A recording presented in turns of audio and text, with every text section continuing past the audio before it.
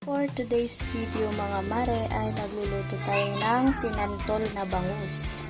So meron tayong bangus dito, meron tayong santol, at saka meron tayong luya at saka sibuyas.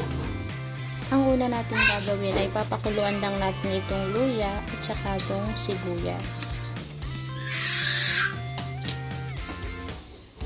Hintayin lang natin kumulo.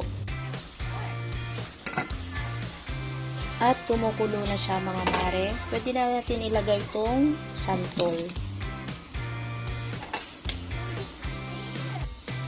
At ilagay na rin natin itong mga bangus.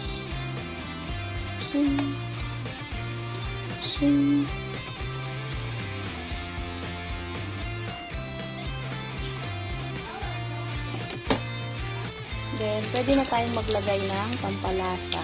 Magic sarap.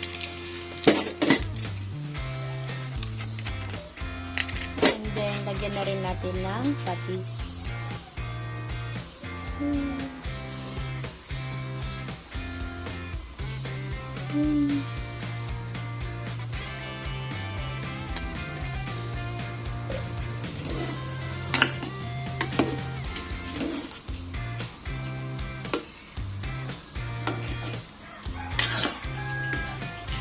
Tikman na natin mga mare.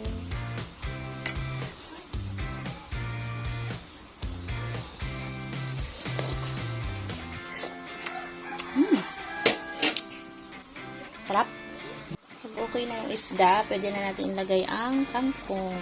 Ay, kangkong ato ya? Kangkong. Hintayin natin lumambot at yun, pwede nang kainin.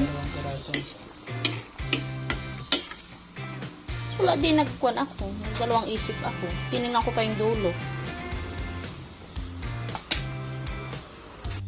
Let's eat na mga mare.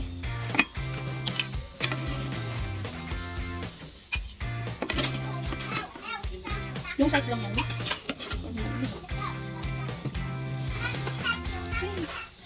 Odot. Tara, kain tayo. Salamat sa panonood. Hanggang sa muli. Paalam.